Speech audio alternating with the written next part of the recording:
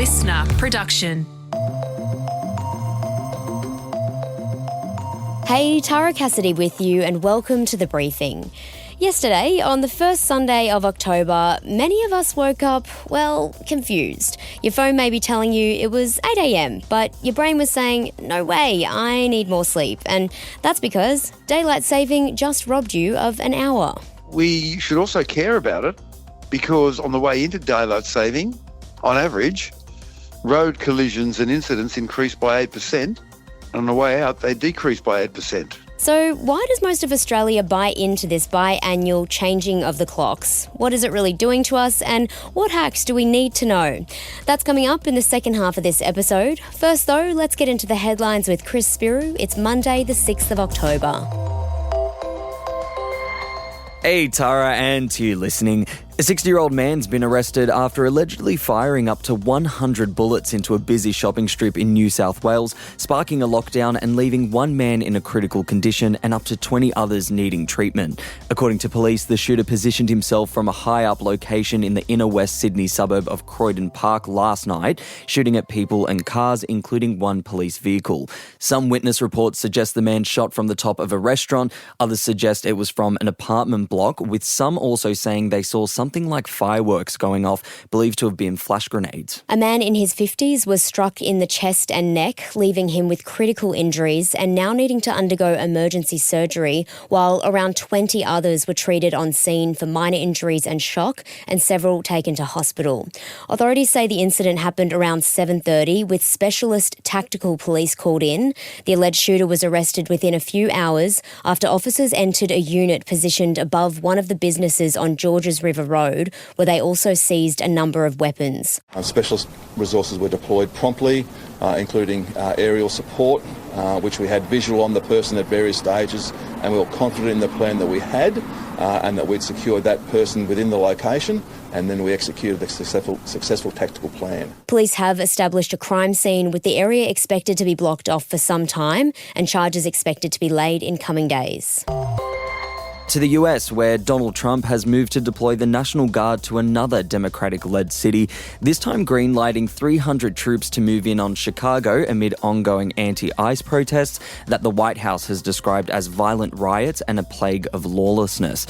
It comes as over the weekend a Trump-appointed federal judge actually blocked the administration from deploying the Guard in another city, Portland, saying the protests there weren't significantly violent or posed a real danger of rebellion. As to what's going on in Chicago at the moment, we're yet to see troops move in, but we do know they were called in after Border Patrol agents shot a woman they say rammed her car into them. Now, like we saw happen in LA and Washington, the call to bring in the National Guard has been met with resistance from not only protesters but also some politicians. Chicago City's Mayor, Brandon Johnson, has called the move unhinged and unhealthy, which the Secretary of Homeland Security, Kristi Noem, has since replied to. It's wrong. There should be consequences for that and for leaders that stand up and knowingly lie about the situation on the ground. This is a war zone. His city is a war zone, and he's lying so that criminals can go in there and destroy people's lives. Now, she went on to say that Americans support the government's efforts here, claiming the administration's anti-immigration agenda has made them feel safer and freer. Back home now, where Aussies are being asked to leave a light on in a show of support for a 4-year-old boy who's been missing for over 8 days on a 60,000-hectare sheep station in South Australia's mid-north. Gus was last seen playing on a mound of dirt outside his family's home about 5 p.m. last Saturday, with his grandmother saying when she went out to call on him about 30 minutes later, he was gone. The case has sparked one of the largest and most intense missing persons operations in the state's history, including help from hundreds of locals, volunteers, SES personnel, and the Australian Defence Force. Earlier this week, authorities did manage to locate a footprint of Gus's about 500 metres from the spot he was last sighted, but no other evidence has since been found. Police have moved into what they're calling a recovery mission, saying the chance of Gus now being found alive is very slim and diminishing further by the day.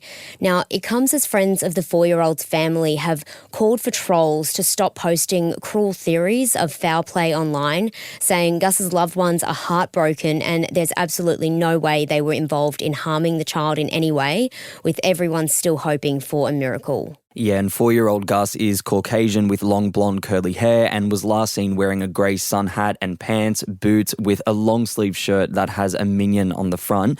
According to his family, while he's adventurous, Gus has never left the property before, with police saying they'll follow up every avenue possible and won't stop until he's found.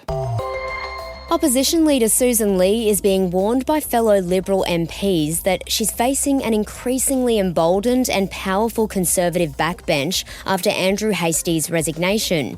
Now, in case you missed it, widely regarded future PM Andrew Hastie quit the front bench on Friday, saying it was after Sussan Ley told him he couldn't have a role in forming the coalition's immigration policy before the next election, and that's despite him being the shadow Home Affairs Minister.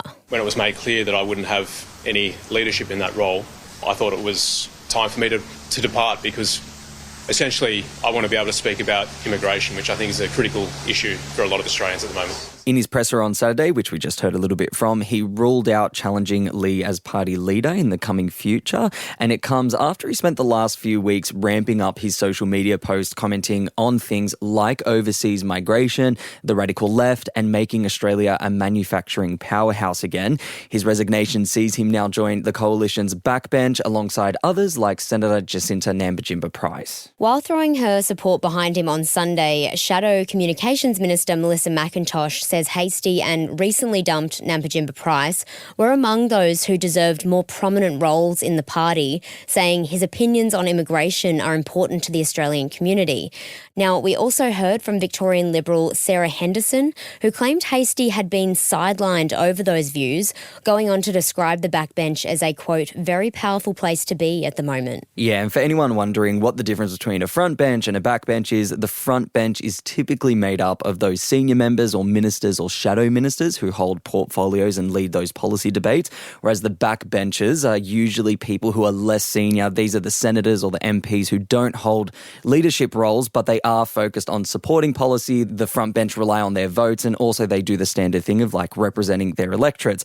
So now seeing how the front bench is shaking up and moving and skewing a little bit more in the Conservative direction is a very, very interesting thing to be keeping tabs on. And last night's history book-making NRL Grand Final sure kicked off in style, Chris, with US star Teddy Swims belting out an iconic Aussie Akadaka tune to get the 80,000-strong crowd at Accor Stadium roaring. And it only got better from there, with star Brisbane fullback Reece Walsh giving an answer to all the naysayers, helping the Broncos secure their first premiership since 2006 by just 4 points. It's been 19 years, but the Broncos are back on top of the rugby league world. Meanwhile, the game saw Melbourne Storm blow a 10-point halftime lead to lose their second straight NRL decider in what went on to be a 9-try all-time classic final. Superstar Walshy secured 3 try assists and a try himself, seeing him later receive the coveted Clive Churchill medal. People call me a lot of names, say a lot of things. One thing they can't take away me, bloody premiership winner now, brother.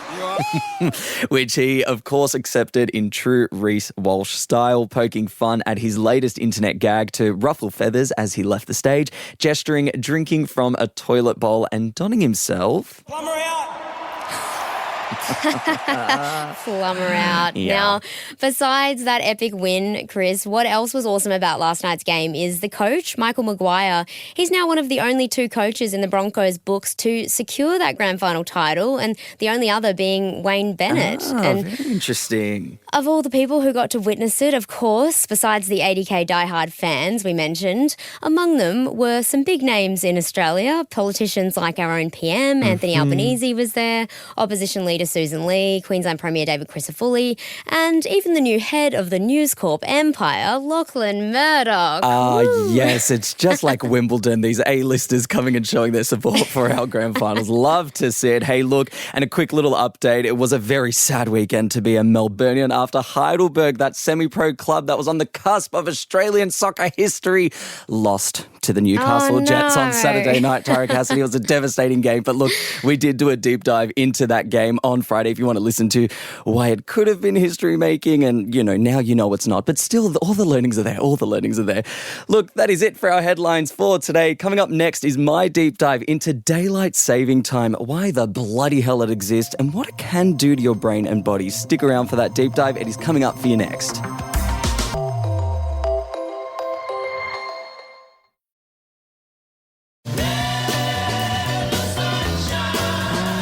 If you woke up on Sunday and your microwave had a different time to your phone, chances are you live anywhere but the NT, Queensland and WA.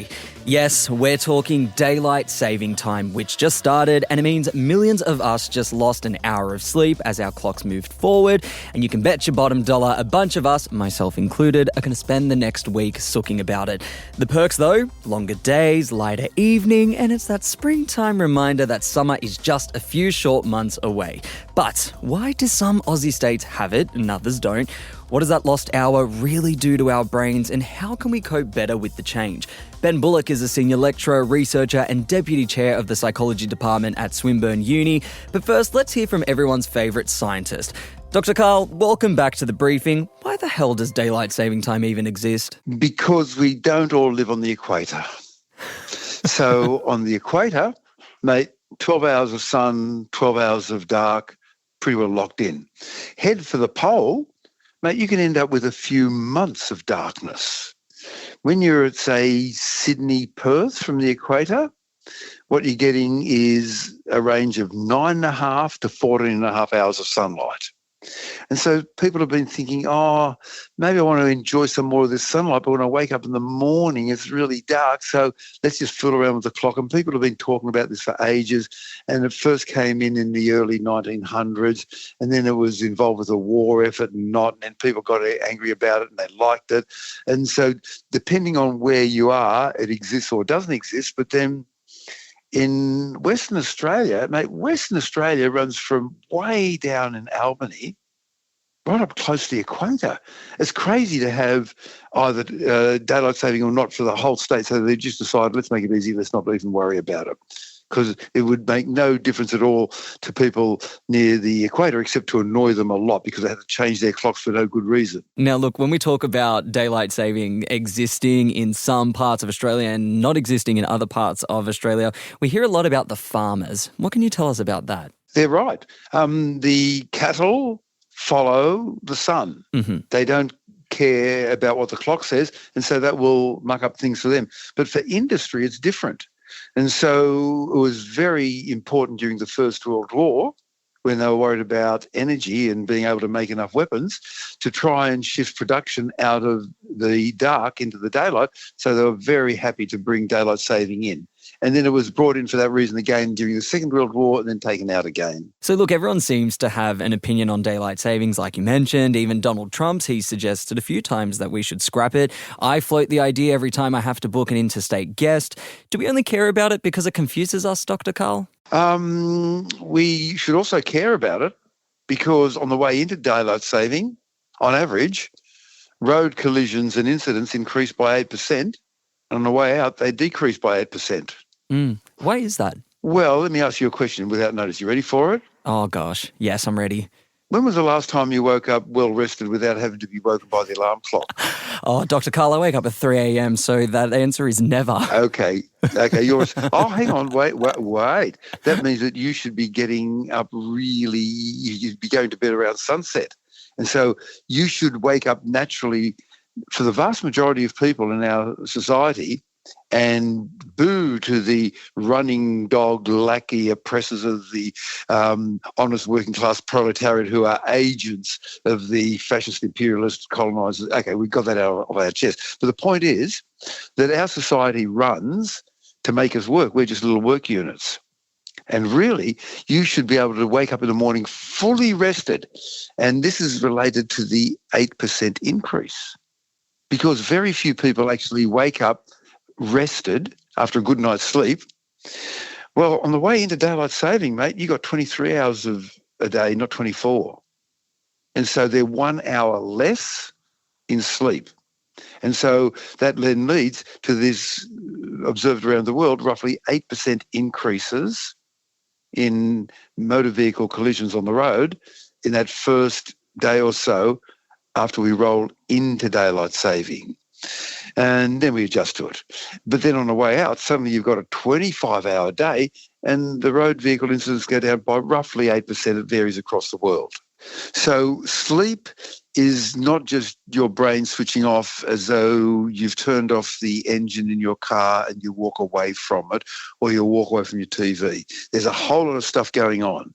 And so, in fact, some things are more active in your brain when you're asleep. Growth hormone. You make growth hormone to either grow as a growing young adult or child, or to repair yourself, you make growth hormone when you're asleep, not awake.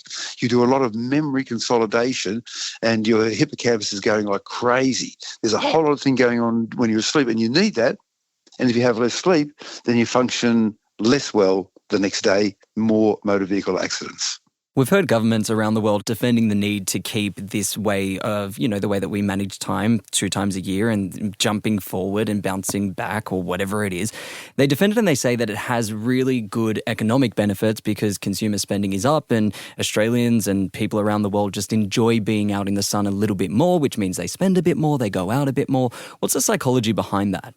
It's just straight science. If it turns out that we're awake when the sun is up more, we'll spend more money, and that, I guess, fits in with the short-term thinking of the government. I really think, though, that the long-term thinking of the government should be to think ahead for the future and also take care of our economic interests right now, but to take long-term plans rather than short-term plans.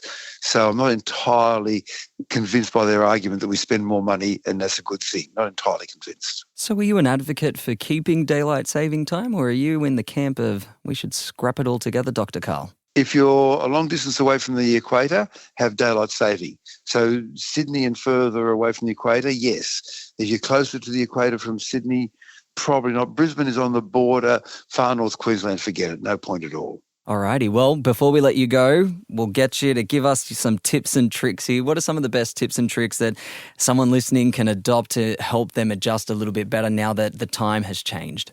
Really boring? Go to bed 1 hour earlier and start sleep 1 hour earlier. I'm sorry, it's as boring as your grandparents would have told you. Okay. Dr. Karl, thank you so much for joining us on the briefing. Thank you so much. Okay, so the answer to all of this, ladies and gentlemen, is sleep. Joining us now to unpack more of the science behind that and all of this is Swinburne Uni's Deputy Chair of Psychology, Ben Bullock. Ben, what actually happens to our brains and bodies when the clocks change? We do have an internal body clock. I'm sure a lot of your listeners are aware of that. It's generally pretty well self-sustaining in terms of aligning with the 24-hour day, but it does require a little bit of adjustment. What it does do is it aligns with the sun. So the light that we receive from the environment, from the sun, provides a time giver to our body clock. And so if we play around with that relationship between our social time and our sun time, so for example, by advancing our social time via the clock or delaying it, as we do at the end of daylight saving, the alignment between the sun and our body clock is affected. How big of an impact can that 1 hour change have on our moods, our concentration, our mental health overall? Are these all things that are impacted by this? Yeah, to some degree. I think we need to recognise that there are a variety of individual differences between people. So some people are affected a lot. Some people are not affected at all. In fact, I'd probably say that most people are not affected, but there are a small number of people who do experience changes in mood, that do experience changes in perhaps their cognitions. I'm talking about people who perhaps have other things going on in their life, particularly psychiatric diagnosis, particularly things like depression, like mood disorders, a few anxiety disorders, sometimes the neurocognitive disorders as well. So things like dementia and Alzheimer's. And probably the reason for the effect on these people is that not so much the change itself, but it's often the lack of sleep. So those changes can be problematic for our sleep. So we lose that, especially when we advance our clocks, we potentially lose an hour of sleep. And it's people who have that high sensitivity to loss of sleep are going to feel the effects the most. And I would probably put in that bracket young children as well, because they are used to routine. They have this sort of inbuilt need for routine. It can affect young children as well. And as for our fully grown listeners and fully grown presenters, myself included, what are some of the common tips and tricks that we can adopt aside from, just slowly getting to bed a little bit earlier or a little bit later? The normal principles of good sleep hygiene are really, really important as well. I mean, avoiding caffeine later in the day. Caffeine does disrupt sleep. Avoiding alcohol late at night, because although it does make you feel a bit drowsy, the evidence is showing us that it disrupts the quality of your sleep, so you don't tend to get the sort of the deep restorative sleep that you need. Trying to keep your bedroom as dark and as cool as possible is also useful. And of course, the most important thing from a biological perspective is circadian biological perspective is getting light in the morning. Getting light into the eyes and into the brain is the sort of the synchronizer, if you like, and it gets our brain and body ready for the day and wakes us up. Ben, thanks for joining us on The Briefing. Absolutely. Thank you, Chris. Thanks for your time. That was Senior Lecturer, Researcher and Deputy Chair of the Psychology Department at Swinburne University, Ben Bullock, speaking with me there, and everyone's favourite scientist, Dr. Karl, before him. That is it for this episode of The Briefing. If you enjoyed this episode or you learned something new, why not flick it to a mate? And while you're there, leave us a rate and review. I'm Spyrou. I'll catch you next time.